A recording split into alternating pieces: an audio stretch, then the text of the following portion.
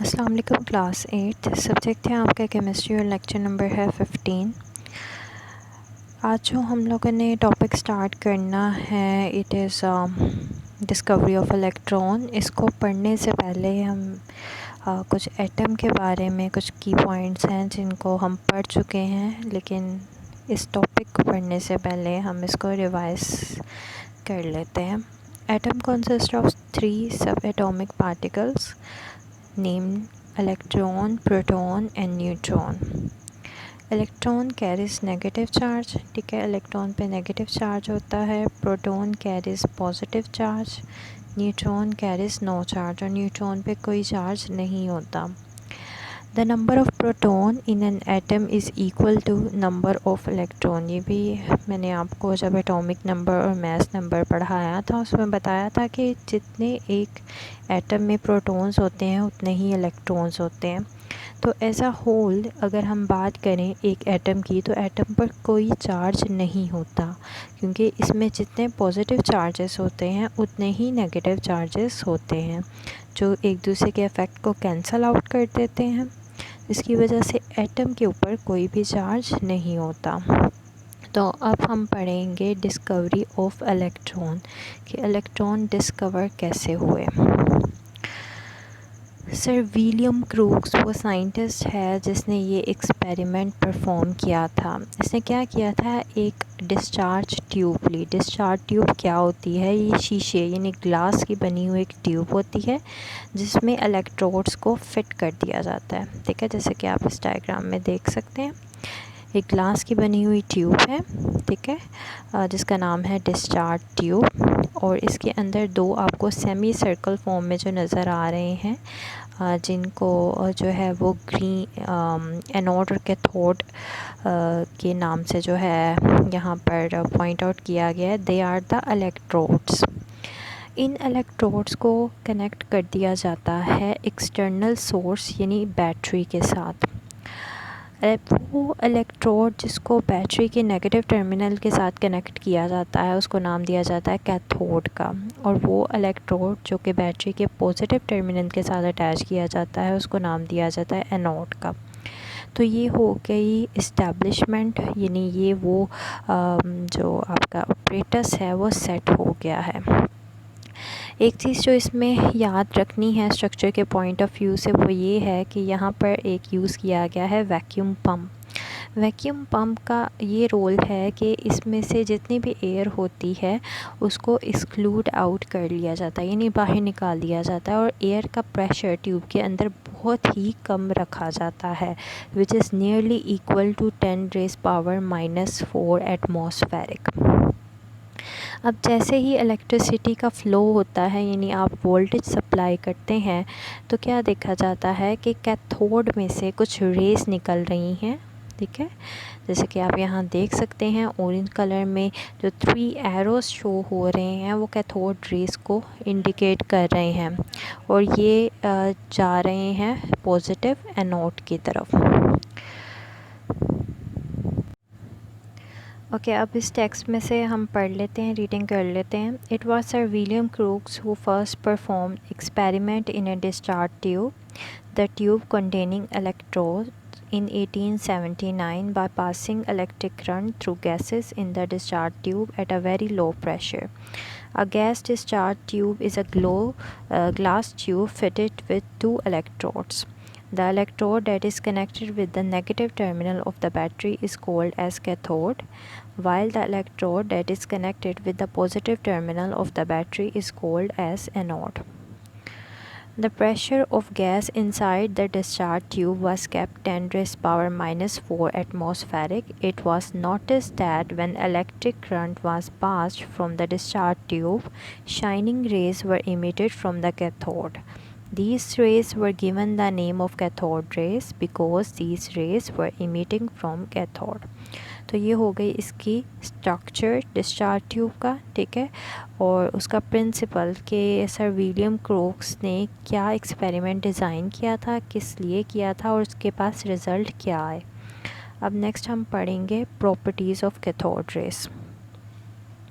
Properties में जो सबसे पहले प्रॉपर्टी है ये कहती है कि कैथोड रेज़ एक ऐसी रेज़ थी जो कि बिल्कुल स्ट्रेट लाइन यानी में ट्रैवल करती थी। यानी अगर इसको देखा जाए तो ये जो कैथोड सरफेस है यानी जो आपका इलेक्ट्रोड है कैथोड उसके परपेंडिकुलर यानी 90 के एंगल पर ट्रैवल कर रही थी, जैसे कि आप देख सकते हैं।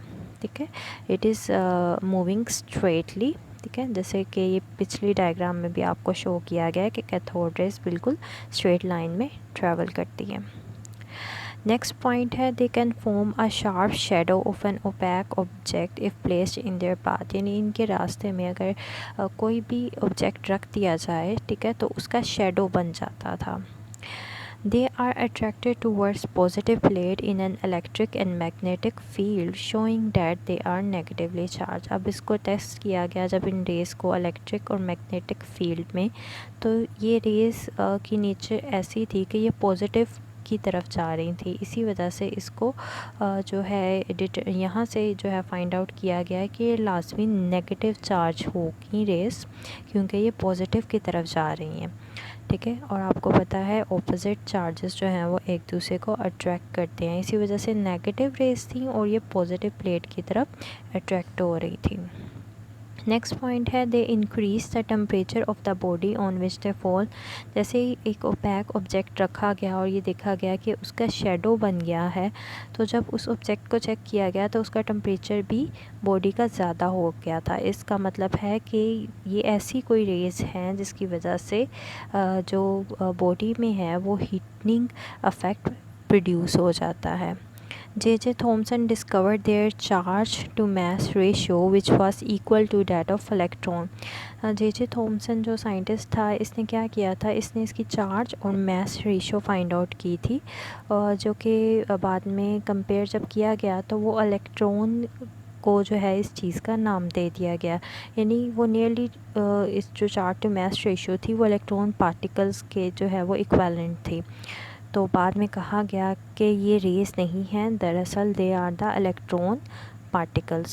When these rays hit the walls of the discharge tube, light is produced। ठीक है, यानी जब ये डिस्चार्ज ट्यूब से रेस टकराती थी तो ग्लो प्रोड्यूस होता था। ठीक है, जैसे कि आजकल आप ट्यूब लाइट्स की एग्जांपल इसमें देख सकते हैं। ठीक है, ट्यूब लाइट्स में जो बिल्कुल टर्मिनल पे लगे होते हैं वो उसके इलेक्ट्रोड्स होते हैं, जिनको फिर बाद में बैटरी यानी आप अपने सोर्स वोल्टेज के साथ कनेक्ट कर देते हैं, और जैसे ही उसको ऑन किया जाता है, ठीक है, तो आपको लाइटनिंग इफेक्ट और ग्लो जो है वो नज़र आता है, जिसको आप लाइट कहते हैं कि और उसके अंदर अगर आप देखें उस ट्यूब लाइट को, शीशे की बनी होती है, ग्लास ट्यूब लाइट होती है, उसको तोड़ें तो उसके अंदर गैस और धुआं लाइक जो है वो आपको फील मतलब नज़र आएगा। तो वो गैस होती है जो अंदर फिल की जाती है। The nature of cathode rays does not depend upon the nature of the gas. ठीक है, यानी ये वो कैथोड रेज की अगर बात की जाए तो ये नेचर ऑफ गैस जो के अंदर फिल की गई है वो इस पे डिपेंड नहीं करती। यानी अगर आप हाइड्रोजन फिल कर रहे हैं, हीलियम फिल कर रहे हैं, नियॉन फिल कर रहे हैं, तो कैथोड रेज ही प्रोड्यूस होंगी। कैथोड रेज की प्रोडक्शन पे नेचर ऑफ गैस का कोई इफ़ेक्ट नहीं होता। तो ये हो गई कैथोड रेज़ की प्रॉपर्टीज़। नेक्स्ट हम इसका कंक्लूजन पढ़ लेते हैं।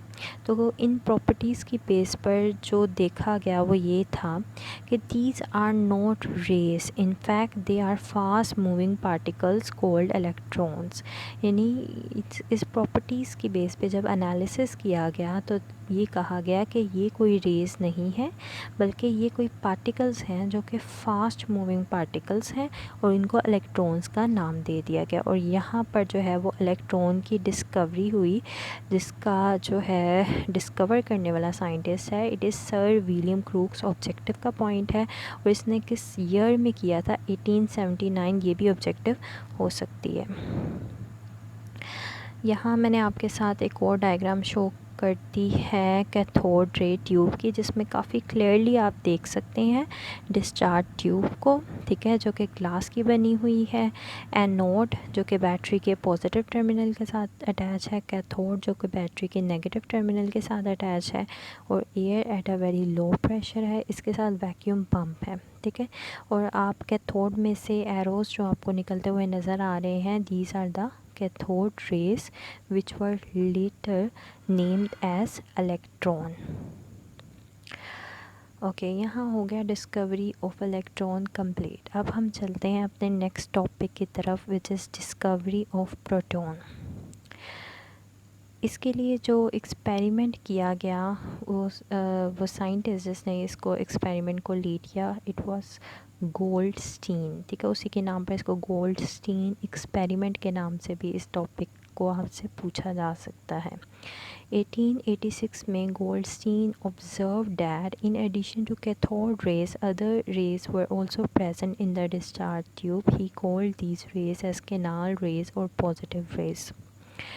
गोल्डस्टीन ने जो विलियम क्रूक्स का एक्सपेरिमेंट था उसी को ही ऑब्ज़र्व किया कि उसने देखा कि जैसे कैथोड रेस प्रोड्यूस होती हैं डिस्चार्ज ट्यूब में, तो एक और तरह की जो है वो रेस भी साथ ही प्रोड्यूस होती हैं। इसने उन रेस को कैनाल रेस और पॉजिटिव रेस का नाम दे दिया।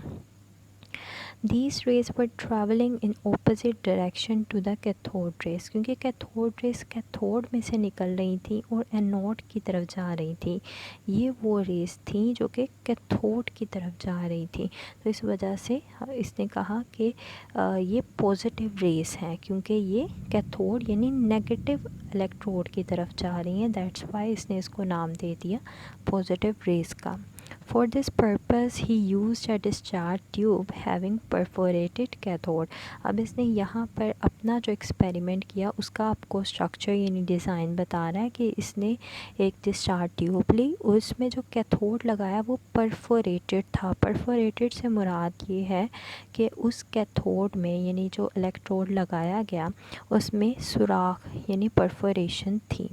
He observed that these rays pass through pores of cathode and produce light on the walls of the discharge tube at the back of the cathode। तो इसने देखा कि ये कुछ इस किस्म की रेस हैं जो कि इस कैथोड में मौजूद सुराखों में से पास कर जाती हैं और फिर पीछे ट्यूब से टकराने पर ग्लो को प्रोड्यूस करती हैं, ठीक है। तो इस वजह से इसने इसको नाम दे दिया कैनाल रेस और पॉजिटिव रेस का। अब हम चलते हैं कि ये इनकी ओरिजिन क्या है, ये पैदा कहाँ से हुई, क्या ये एनोड से निकली है या इनका सोर्स कुछ और है। अब हम इस पॉइंट को पढ़ेंगे। ओरिजिन ऑफ पॉजिटिव और कैनाल रेज इन डिस्चार्ज ट्यूब। तो जैसे कि हमें पता है कि कैथोड रेज कैथोड से प्रोड्यूस हुई थी और कैनाल और एनोड की तरफ ट्रैवल कर रही थी, लेकिन एनोड रेस या कैनाल रेस जो है वो एनोड से प्रोड्यूस नहीं होती। इसमें ऐसे है कि जैसे ही कैथोड रेस प्रोड्यूस होती हैं तो अंदर जो गैस फिल्ड होती है, ठीक है, जैसे ही कैथोड रेस उस गैस के मॉलिक्यूल से टकराती हैं तो एक रिएक्शन होता है जिसको बोलते हैं आयनाइजेशन रिएक्शन। उस रिएक्शन के नतीजे में जो है इलेक्ट्रॉन्स रिलीज़ होते हैं, ठीक है, और साथ ही पॉजिटिव आयंस जो हैं वो प्रोड्यूस होते हैं जिनको नाम दिया जाता है पॉजिटिव चार्जेस या पॉजिटिव रेस का या कैनाल रेस का, ठीक है। तो ये जो कैनाल रेस हैं या पॉजिटिव रेस हैं ये एनोड से प्रोड्यूस नहीं होती, बल्कि ये तब प्रोड्यूस होती हैं जब कैथोड रेस डिस्चार्ज ट्यूब में मौजूद गैस मॉलिक्यूल्स के साथ कंबाइन करते हैं और रिएक्शन करने के नतीजे में जो पॉजिटिव चार्जेस प्रोड्यूस होते हैं ये वो रेस होती हैं। पॉजिटिव और canal rays have positive charge but these rays do not emit from positive electrode यानी anode। In fact these rays are produced when the cathode rays and electrons hit with the gas molecules present in the discharge tube and ionize them। यहाँ पर जो chemical reaction आपको show किया गया है, for example M कोई भी gas molecule है जिसका नाम उन्होंने जनरल इक्वेशन दी है एम है, ठीक है। जैसे ही कैथोड रेस यानी इलेक्ट्रॉन्स इसके साथ टकराते हैं तो रिज़ल्ट क्या आता है, रिज़ल्ट आता है पॉजिटिव पार्टिकल्स, ठीक है। जैसे आप एम के ऊपर आप देख सकते हैं चार्ज है +1 और साथ में इलेक्ट्रॉन्स प्रोड्यूस हो रहे हैं। इसका मतलब है यहाँ पर पॉजिटिव पार्टिकल्स यानी कैनाल रेस प्रोड्यूस हुई हैं और ये एक आयनाइजेशन का रिएक्शन है। आपके साथ जो है वो इसकी डायग्राम यहाँ जो बुक में शो की गई है वो इस वे में है, ठीक है। आपने टॉपिक के साथ उसकी डायग्राम को लाजमी करना है, इसके इंडिविजुअल मार्क्स होते हैं, ठीक है। इसमें आप देख सकते हैं जो है वो air at a very low pressure रखी गई, यानी सेम सारी की सारी सिचुएशन वैसी ही है जैसे कैथोड रे की थी। सिर्फ एक डिफरेंस है और वो ये है कि यहाँ पर जो कैथोड रे यूज़ किया गया है वो परफोरेटेड कैथोड है। अब हम चलते हैं प्रॉपर्टीज़ ऑफ कैनाल रेस, ठीक है। इसकी प्रॉपर्टीज़ को पढ़ लेते हैं कि ये रेस किस नेचर की थी। These rays travel in a straight line opposite to cathode rays, यानी ये भी स्ट्रेट लाइन में ट्रैवल कर रही थी लेकिन इनकी डायरेक्शन कैथोड रे की डायरेक्शन के ऑपोजिट थी। They are attracted towards negative plate in an electric and magnetic field showing that they are positively charge. जब इनको इलेक्ट्रिक और मैग्नेटिक फील्ड लगाकर चेक किया गया है इनकी नेचर को, तो ये हमेशा नेगेटिव चार्ज की तरफ मूव की, ठीक है, और नेगेटिव प्लेट की तरफ मूव की, जिसकी वजह से कहा गया कि लास्ट मन इनके ऊपर पॉजिटिव चार्ज होगा, क्योंकि ये रूल तो हमें पता है कि opposite charges attract each other. Next point, the nature of canal rays depend upon the nature of gas present in the discharge tube. Definitely, क्योंकि ये ऐसी रेस हैं जो बन ही आयनाइजेशन से रही हैं गैस मॉलिक्यूल की, तो ये डिपेंड करती हैं कि डिस्चार्ज ट्यूब में कौन सी गैस को फिल किया गया है, ठीक है। यानी canal rays does depend upon the nature of gas, जबकि आपने पीछे पढ़ा था कि cathode rays does not depend upon the nature of gas molecule. Mass of these rays was found equal to that of a proton or simple multiple of it, यानी जब इनका mass calculate किया गया तो वो प्रोटॉन के equal था, इसी वजह से आज जो है हम इनको प्रोटॉन्स भी कहते हैं। The mass of a proton is 1840 times more than that of an electron, यानी अगर इलेक्ट्रॉन और प्रोटॉन के मास को कंपेयर किया जाए तो प्रोटॉन का मास 184 यानी 1840 टाइम्स जो है वो ज़्यादा होता है। तो ये होगी प्रॉपर्टीज़ ऑफ कैनाल रेस, जिसको आप पॉजिटिव रेस भी कहते हैं और जिसको आप प्रोटॉन्स भी कहते हैं। कंक्लूजन अब हम इसका पढ़ते हैं। These rays are positively charge ions of gas molecules and having charge equal to proton और some multiple of it, hence the proton are also fundamental particles of atom, ठीक है। यानी एक एटम के 3 ही फंडामेंटल पार्टिकल्स हैं, electron, proton and neutron, ठीक है। और यहाँ पर प्रोटॉन की डिस्कवरी भी पढ़ ली, जिसको डिस्कवर करने वाले साइंटिस्ट का नाम है गोल्डस्टीन, और इसने 1886 में जो है इसको डिस्कवर किया था। मैं आपको इस बात पे इसलिए स्ट्रेस दे रही हूँ क्योंकि ये ऑब्जेक्टिव का पॉइंट हो सकता है। अगेन मैंने discharge tube for canal raise जो है वो उसकी एक क्लियर डायग्राम आपके साथ शो की है। आप इसी डायग्राम को फॉलो करें जो मैंने आपके साथ शेयर किया है, क्योंकि आपकी बुक में इतनी क्लियर डायग्राम नहीं है। तो ये आप देख सकते हैं, ठीक है। इसमें इलेक्ट्रोड कनेक्ट किए गए हैं सेम उसी वे में हाई वोल्टेज सोर्स के साथ, लेकिन जो कैथोड है उसके अंदर आप देख सकते हैं छोटे छोटे सुराख हैं, ठीक है।